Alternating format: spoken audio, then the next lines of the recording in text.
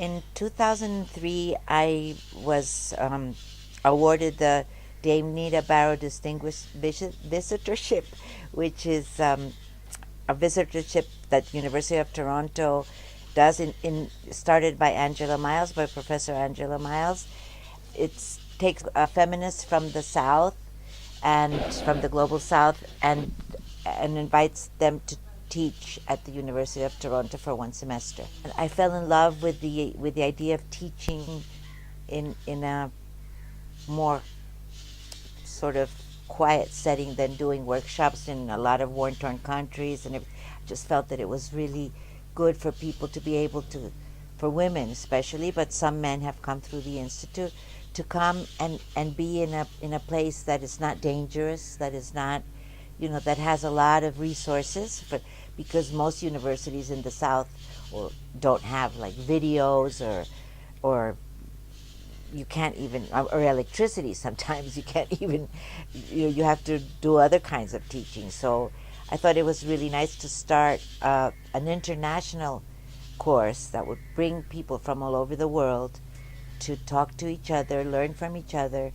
and learn about, the basic notions of human rights, and to learn about especially one of the treaties, which is the CEDAW Treaty.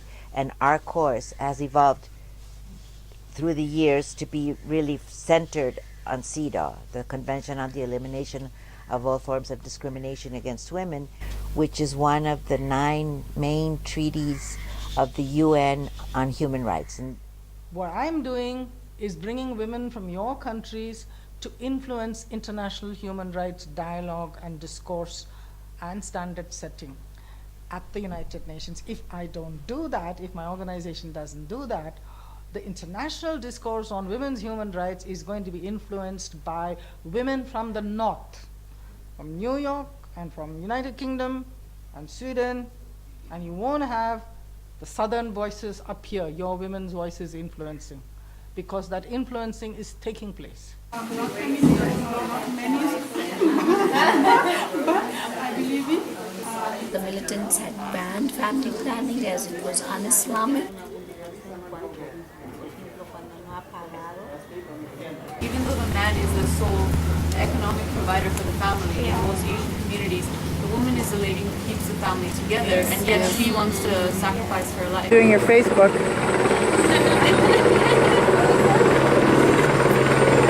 Economically, part is also very important in women's life.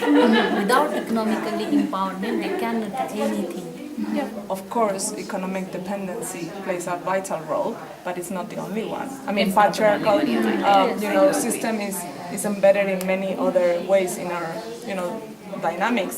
That would take the issue to organize it. It's the opportunity to be with women from all over the world. First of all, it's international, and it doesn't focus just on the legal aspects of CEDAW, but on how it can be used in so many different ways. So women come from all disciplines and backgrounds and yet are able to take something away and have post-institute plans that can really create change in their own countries. feminism existed the day patriarchy existed. That day, there's oppression for women, they start discriminating women, some of the women resisted, not all. It always happens that not all the people that are oppressed resist, but some do. We don't. We demonstrate. We went to the coordinators, we went to the political parties, we went to the government and gave our agenda with Resolution 1325, which was translated into Nepali. I expelled from my job for the charge of being lesbian, and then I realized I should talk about it. I should raise voice. I became feminist because of that, and then when I started doing activism and I became an activist. It's a quote. The emotional, sexual, and psychological stereotyping of females begins when the doctor says it's a girl. When a man gives his opinion, he is a man.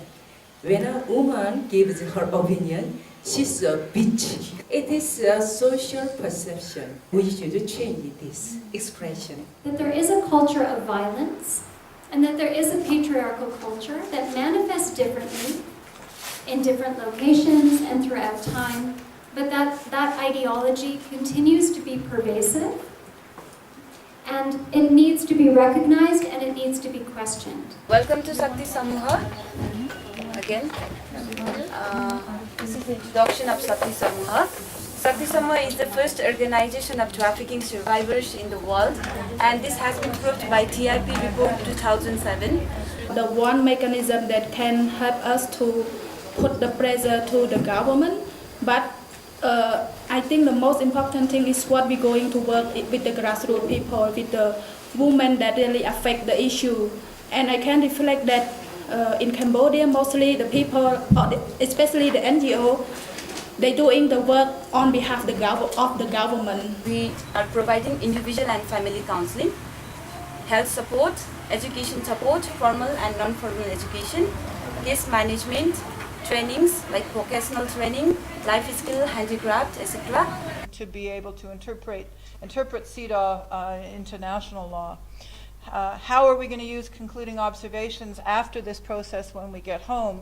That was a very critical issue because that required mobilization, it required funding, it required political strategy on behalf of the organizations. This isn't just about writing a shadow report and going to the CEDAW committee and I'm waiting 4 more years. Many of the groups I met with said, well, we wrote the shadow report, but now we don't have any funding to work on CEDAW, as if CEDAW was a separate project that we can only work on if we have funding to work on CEDAW, as opposed to everything we do, we need to incorporate CEDAW. At the beginning, it was more centered around just learning about CEDAW and peace building.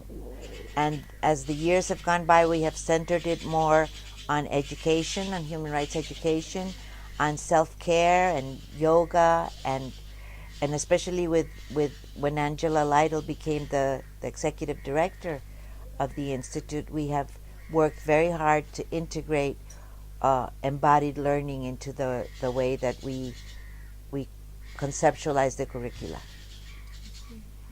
But I think the Institute definitely has contributed much in the countries where women go back to.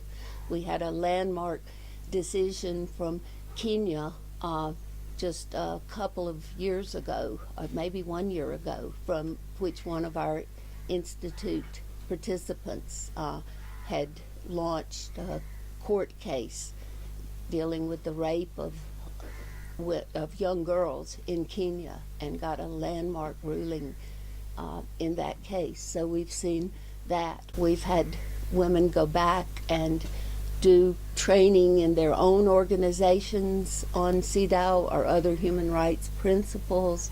We've had women use it in so many different ways. So I think it definitely has made and is making a difference. I want to thank everyone.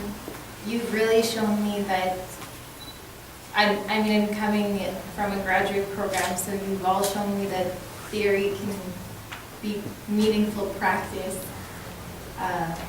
and that change can be made. So that's my commitment. I don't know how I'm going to do it yet, but I'm going to think about each and every one of you. Have gained more sisters, university. I'm sure in future I'll be able to recommend some of these young people to the course in future. I don't know this term is proper or not, but sisterhood, like a global sisterhood. Well, thank you all, for sharing your stories, for being so lovable, for making me laugh, and I will commit to continue learning and listening. Be inspired and learning by so many beautiful, great women around with all their stories and experiences and the struggles that they carry along.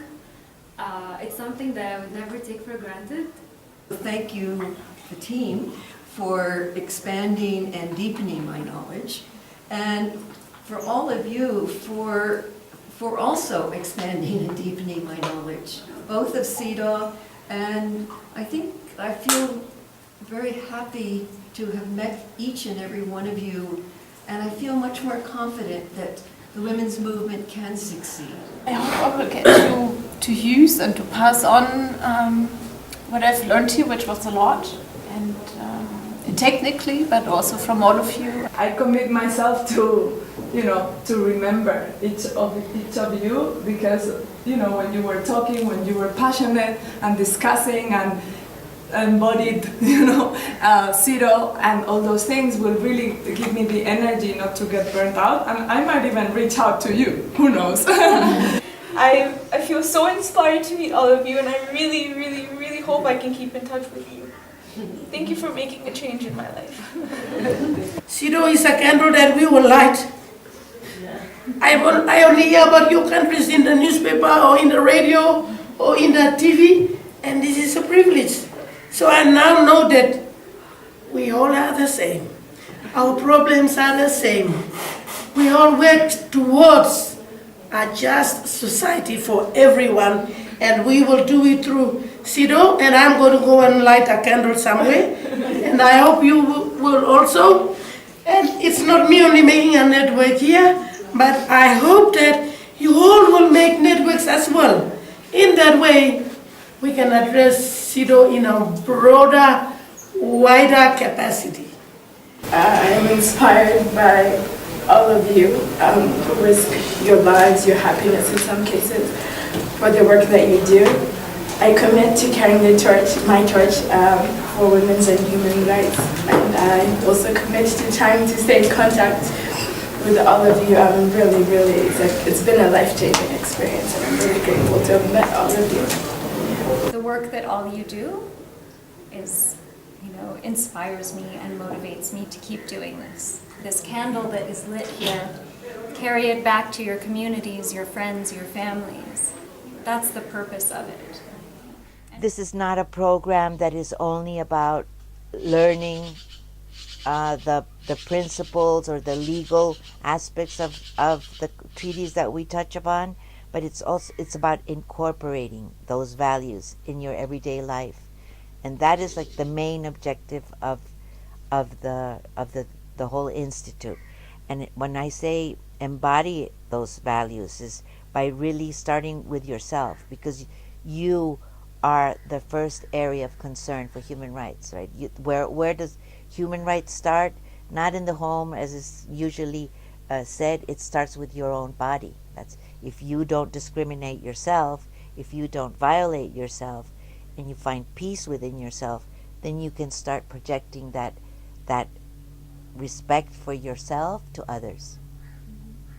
See ya!